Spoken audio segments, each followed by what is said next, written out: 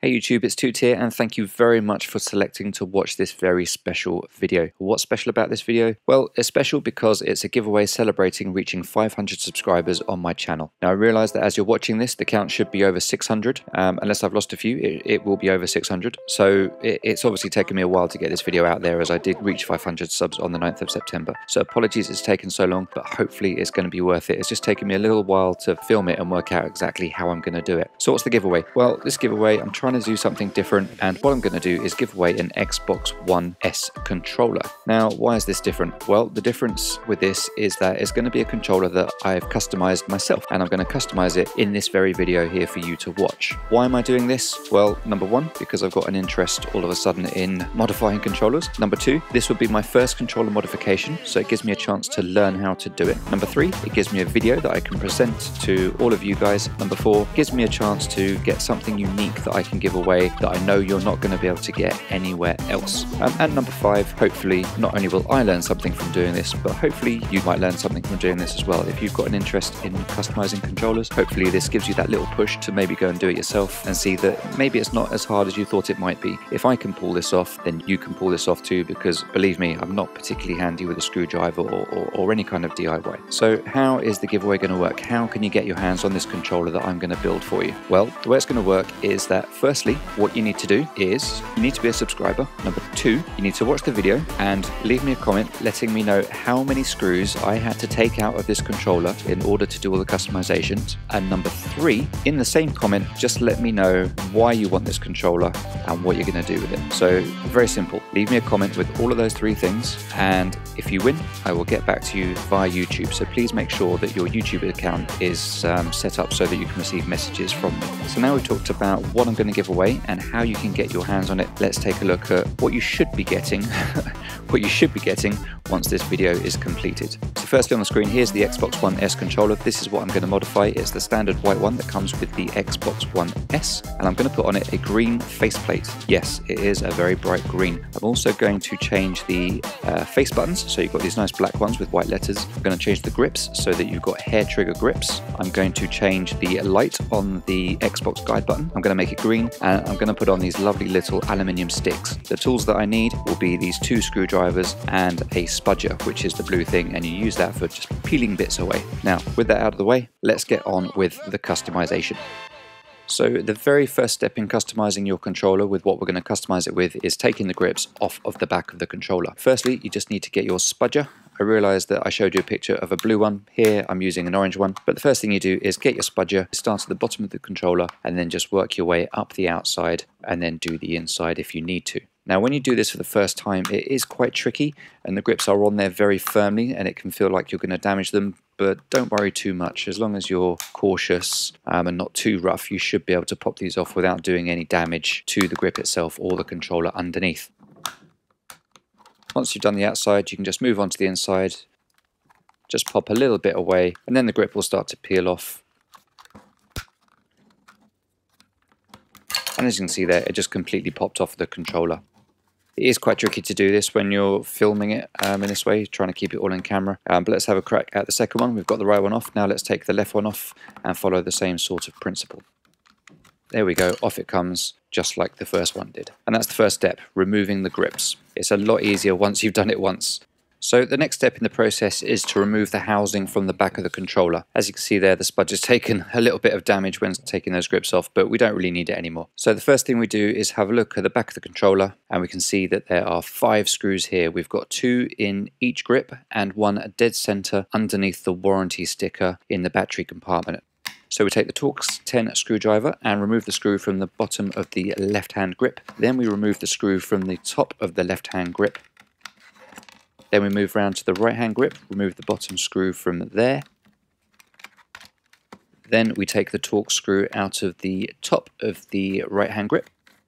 And make sure you keep all of these screws to one side in the right place. When you remove them from the housing, I'd recommend keeping those screws together in one place. And then finally, we remove the 5th screw from underneath the warranty sticker in the battery compartment. Now it's worth noting that once you take that screw out and damage that warranty sticker, the controller is now out of warranty. So I've had this controller for over a year. It's well out of warranty. It wouldn't come to you with a warranty anyway, so it was no big deal to lose that warranty. So please just make sure you're aware of that if you decide to do this yourself, because if you have a problem with a controller later, you're not going to be able to take it back to Microsoft or the store.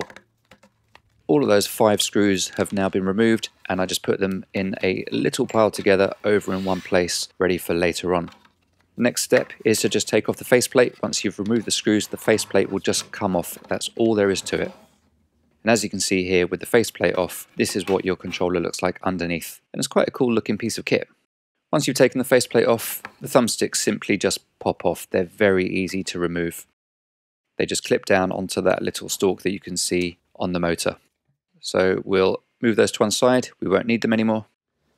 And then we can just simply pull the controller out of the housing, and that's it. That's the inside of your controller completely removed, and we're free to start working on the rest of the modifications. Now we've got the faceplate and the rear housing out of the way. Just a quick look at the controller. We've got the 2 analog sticks, the D-pad, 2 rumble motors, and all the buttons. Now to remove the buttons and the guide button, we need to take off the circuit boards that are on the back of the controller or inside the controller. There's 2 circuit boards here. There's the one closest to you at the bottom of the controller, and then one behind it, which is the larger one with a big hole in the middle. We've got the 2 rumble motors here. What a lot of people will do when they take this apart is actually desolder the rumble motors and take them off. I'm not going to do that because I'm not going to be soldering anything. It's not something I should be in charge of, so I'm leaving them on. And as we can see, there are 2 screws holding this little circuit board in place. One on the left hand grip just above the rumble motor, and one on the right grip again just above the rumble motor.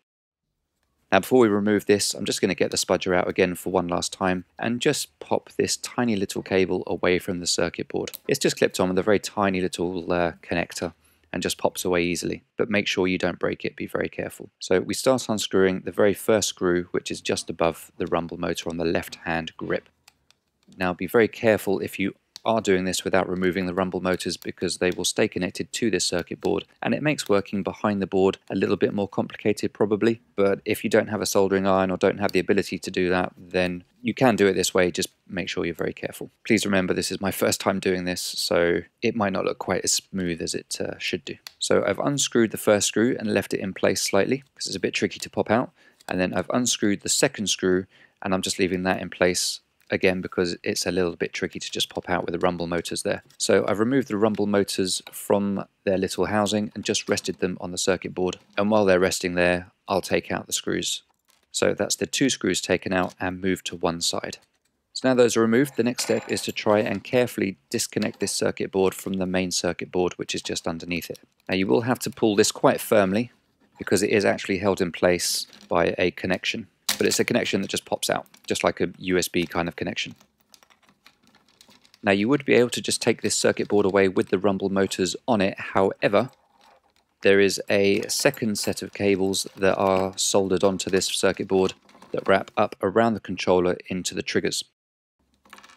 So here is the 3.5mm audio jack. This is supposed to just come out. It's not actually screwed or held into anything. It just literally sits there on that second circuit board, not actually connected. As you can see, that's how it sits. It just sits in there like that. Make sure it's with the connections facing outwards because it connects to the back of this first circuit board here. What we'll do is we'll simply just remove it and put it to one side. Now as you can see, even though the circuit board is still connected, it's quite easy to move it into a position where we can still get to the circuit board that's behind it. So hopefully we can do this without breaking anything. Now before we can remove the second circuit board, we just need to remove the center part of the bumper system. So we do that by just popping off these 2 clips, and then this central unit will just pull away from the controller. If we were going to modify the bumpers, we could pull those off as well, but we're not modifying the bumpers here, so the bumpers can just stay in place. Remember, all the time you're doing this, be very careful of that first circuit board with the rumble motors attached to it. You don't want to pull them away if you're not looking to resolder any connections. Now, in order to remove the second circuit board, we need to look at the first screw on the right hand side, a screw in the top left hand side, a screw in the middle of those 2 screws, another screw just above the little connection in the middle of the controller, and 2 screws at the bottom of the circuit board. So here in total we're taking off 6 screws. First let's take out the top middle screw, then we'll take out the top right screw. Again, we just put these all into one small little group over on the side of the table so that we make sure we know which screws to put back. That's the 3rd screw removed from the top left of the circuit board. Then we remove the bottom left screw. Then we remove the bottom right screw. And then we remove the very center screw. So that's 6 screws in total that we've taken out of the 2nd circuit board. And all of those are in one little group just there on the left hand side. And then once you've done that, this circuit board will just simply lift out, being careful not to catch it on the triggers or the 1st circuit board, and that circuit board is then just freely moved away. Now this rubber thing, this is the, I'm not sure what you call it, but it's the thing that holds all the buttons in place, and when you press the button, those bits press against the circuit board and register that the button has been pressed. So with that circuit board removed, we can now do the buttons. Now we've got full access to all of the buttons that we're going to replace. So the first step, remove the B button. You could obviously remove these in any order you want to if you're going to do this yourself. Next we take out the Y button, next the X, and then finally the A. And as you can see on the left hand side, all of these buttons are actually different sizes, and it's very interesting the way they are set up. If you look at the bottom of the button, here on this one we've got 3 small clips laid out in kind of like a triangular shape. But if you look at the bottom of the Y button, there's 1 small clip and 1 larger clip on the opposite side. Now all of these buttons actually have different clips and different layouts so that you can make sure you put them back in exactly the right place in exactly the right way. And again, let's look at the A. Again, we've got 3 in a triangular shape, but on that first button there, although you've got 3 in a triangular shape, they're a slightly different formation and slightly different sizes. So first we pop in the B button, then we pop in the A button, then we pop in the X, and then finally the Y button. And those are the 4 face buttons that we're changing put back into place. You can actually replace the view, menu and guide buttons here as well. They have this exact same methodology to them. Just pop the buttons out and replace them with new ones. We're not doing that here. So now it's time to just put back on the circuit board and the rubber conductive thingy. I have no idea what it's actually called. No idea at all. Again, all the while we're doing this, just be careful of the rumble motors that are still attached to that first circuit board. Get your small green piece of coloured acrylic, put it over the guide button, and that's a special little touch that's going to make the guide button light up green once we're done. We just get the circuit board, sliding it into place, and then moving that first circuit board out of the way, and that main circuit board just slots into place on top of the rubber conductive thingy. So now we need our TootXB screwdriver. We go back to the 6 screws that we removed, and we just start putting the screws back into place. So we'll start with the middle one, because it's always a good idea to start with the middle one when you do something like this. Then we put in the top right screw, then we put in the top left screw, then we put in the bottom left screw, we then put in the bottom right screw, and then finally we put the 6th screw back into the top center just there. And then we put the 3.5mm audio jack back into position with the metal connectors facing outwards and the socket facing downwards obviously, and then we put the bumper center unit back into place and press down the clips so that it's nice and secure. As we turn the controller over with the circuit board in place, we can see all of those buttons are there, and we test press them, and sure enough they all press in exactly as I would expect them to press in. The next step is to reattach the first circuit board. So we flip it over and we make sure that the 2 thumbstick mechanisms are going through the 2 thumbstick holes.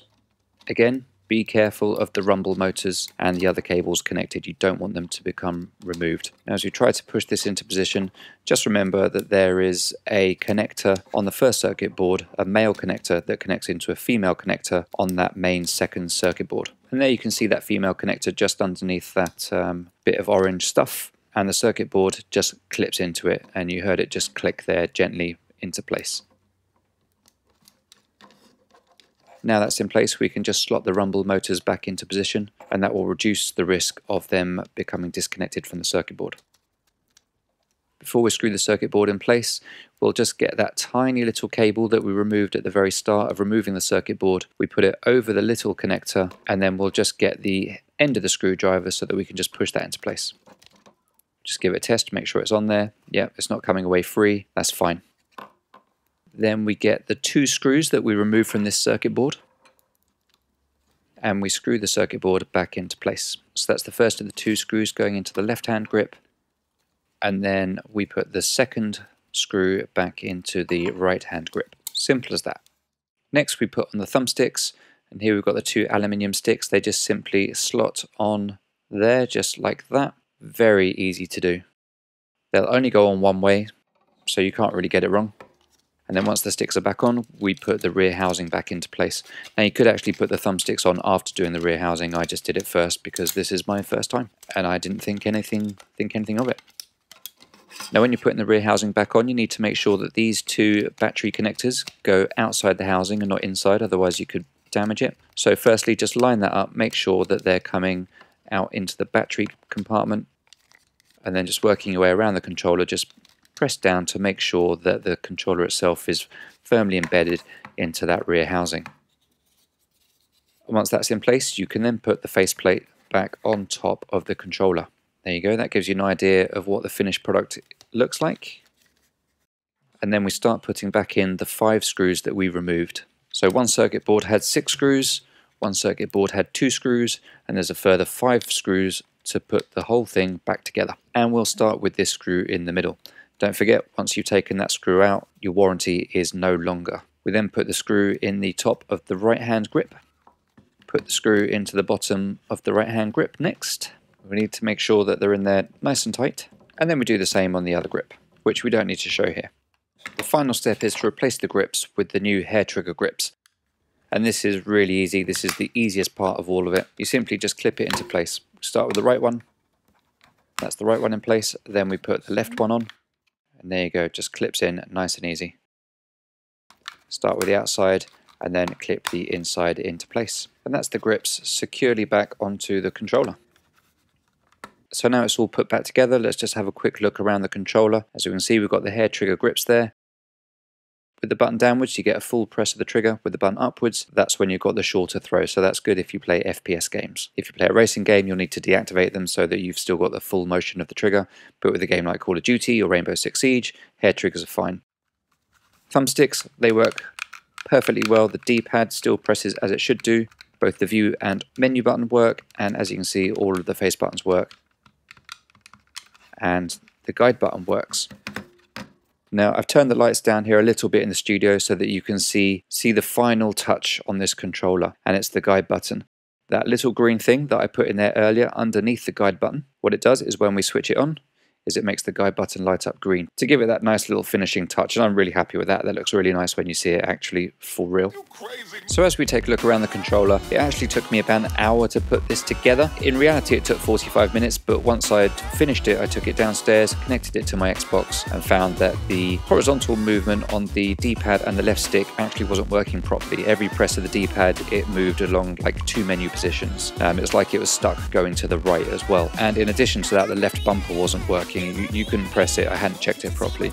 So I took it all apart again very quickly. It was just a small circuit board that I'd replaced. I hadn't properly connected it, so I just disconnected it, reconnected it, put it all back together, and it's now working fine. I've tested it with Rainbow Six Siege and everything works exactly as it's supposed to. Thumbsticks click and do what they're supposed to do. They move perfectly well. The D-pad does what you'd expect. The bumpers work, triggers work, and all of the other buttons do exactly what they are supposed to do. Hopefully you've enjoyed this video. I appreciate it's been a long one. Thank you for sticking with it for this long. If you'd like to win this controller, just remember, you need to be a subscriber. You need to leave me a comment letting me know exactly how many screws are removed to do this customization process, why you want this controller, and what you're going to do with the controller. Those 3 things in the comments, and when the competition deadline ends, which will be in the description of this video, I will select a winner, probably with the help of Mrs. Toot. If you've got the number of screws question right, it will then just be a case of picking which person had the most interesting story about why they want this controller and what they'll do with it. So please check the description to know the end date, leave your comment down below, make sure that you're contactable via YouTube messaging, because if you're not, I won't be able to get hold of you.